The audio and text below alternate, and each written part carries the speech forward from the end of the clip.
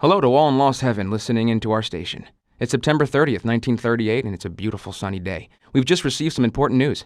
The British Prime Minister Chamberlain has just returned from talks with Hitler about the future of Europe and has made a statement on the Czech question. Listen to his words.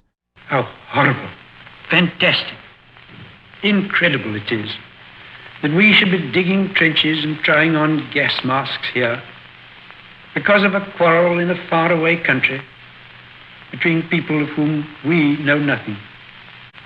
Armed conflict between nations is a nightmare to me. But if I were convinced that any nation had made up its mind to dominate the world by fear of its force, I should feel that it must be resisted.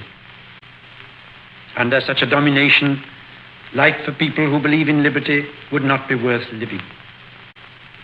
But war is a fearful thing, and we must be very clear before we embark on it that it is really the great issues that are at stake. It doesn't look like he's made the Czechs too happy. Well, let's move on to something more lighthearted. Detective Norman, can I join you? Sorry for the delay, but I didn't want anybody seeing me, if you know what I mean. What can I get you, sir? Just a coffee. Coming right up. It's not my habit to sit with people like you. Got a business proposition for you, Detective. I ain't no businessman, and even if I were, I wouldn't be doing business with the likes of you. I don't usually do business with your kind either, but this is a bit of a strange deal. Good for you and your superiors, and good for me. It concerns a certain kind of trade. Trade? Well, let's just say that I hold a high position in a not-so-legal organization. It's just the kind of organization people such as yourself would like to know a lot about. And I, on the other hand, for certain reasons don't want...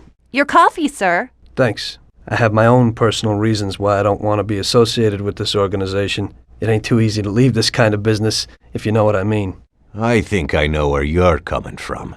You'll get a bullet in your head if you don't disappear quickly, right? That's not the only reason. Got any kids, Detective? I've got a wife and daughter. I don't want them to have any problems because of me. Yeah, well, I ain't just gonna hand out protection to any wop crook. You should have thought about them kids before, 'cause I...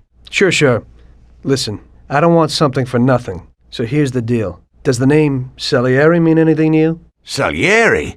It damn well does. You got something in common with him? You could say that. I've worked for him for several years. Now he wants to rub me out. If you protect my family and me, I'll tell you everything. Names, dates, accounts, everything. Enough to put him away for life. I ain't Santa Claus. If I go to the chief with this, I need to know everything you know. And I have to be sure you'll testify in court. Sure. If you ain't in a hurry, I'll tell you my whole story. And all the deals I've worked on over the years. Okay. I've got time, and I'm listening.